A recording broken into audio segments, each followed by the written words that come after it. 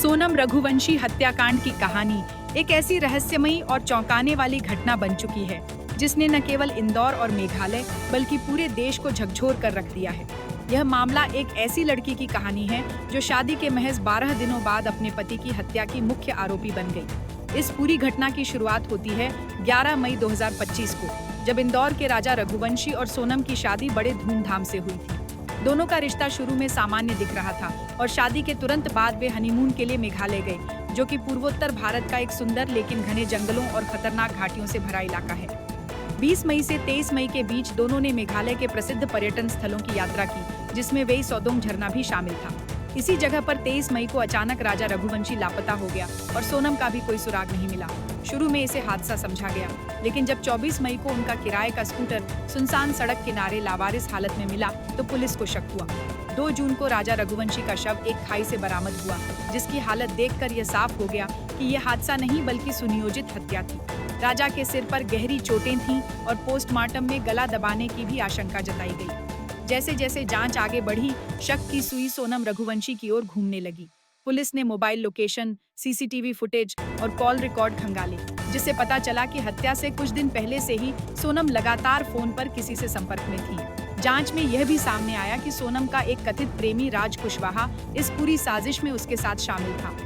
आरोप है कि सोनम और राज कुशवाहा ने मिलकर 3 शूटरों को सुपारी दी, जिनके नाम विष्णु, आकाश और आनंद बताए गए हैं। पुलिस के अनुसार हत्या की योजना 18 मई को ही तैयार कर ली गई थी और 23 मई को मेघालय की पहाड़ियों में इसे अंजाम दिया गया।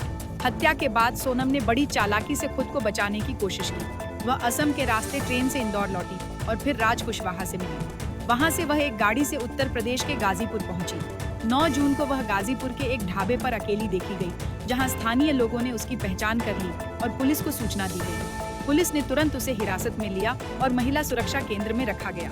इसके बाद मेघालय पुलिस ने उसे ट्रांजिट रिमांड पर लिया और कई राज्यों से होते हुए शिलोंग ले जाया गया, जहां अब वह पुलिस हिरासत में है। सोनम की गिरफ्तारी के बाद उसने चौंकाने वाला बयान दिया। उसने खुद को निर्दोष बताते हुए कहा कि उसे किडनैप कर लिया गया था और वह खुद इस पूरे कांड की पीड़िता है। उसने यह दावा भी किया कि उसे नशा देकर जबरन गाड़ी में बैठाया गया और इस दौरान क्या हुआ इसकी कोई जानकारी नहीं है। हालांकि पुलिस की जांच इससे उलट कहानी बयां करती है। पुलिस के अनुसार सोनम ने जानबूझकर हत्या की साजिश रची और उसे अंजाम दिया। राजा के परिवार वालों का भी यही कहना है कि यह एक सोची समझी साजिश थी और सोनम ने अपने प्रेमी के साथ मिलकर राजा की हत्या की। वहीं सोनम के पिता का कहना है कि उनकी बेटी निर्दोष है और इस पूरे मामले की निष्पक्ष जांच के लिए वे सीबीआई जांच की मांग कर रहे हैं। मामले में लगातार नए खुलासे हो रहे हैं और पुलिस अब तक सोनम, राज कुशवाहा और तीनों कथित हत्यारों को गिरफ्तार कर चुकी है। पुलिस ने हत्या में इस्तेमाल हुए रेनकोट, मोबाइल फोन, कपड़े और अन्य सबूत भी बरामद किए हैं। सोनम का कॉल डिटेल रिकॉर्ड, यात्रा विवरण और घटना स्थल पर उसकी गतिविधियां पुलिस के शक को मजबूत करती हैं।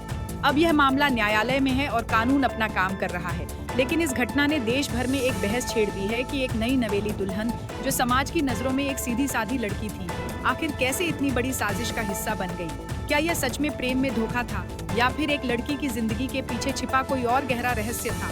इन सभी सवालों के जवाब आने वाले समय में अदालत और जांच एजेंसियां देंगी, लेकिन फिलहाल देश की नजरें इस केस पर टिकी हैं, जो प्रेम, विश्वास, धोखा और हत्या का एक चौंकाने वाला मिश्रण बन चुका है।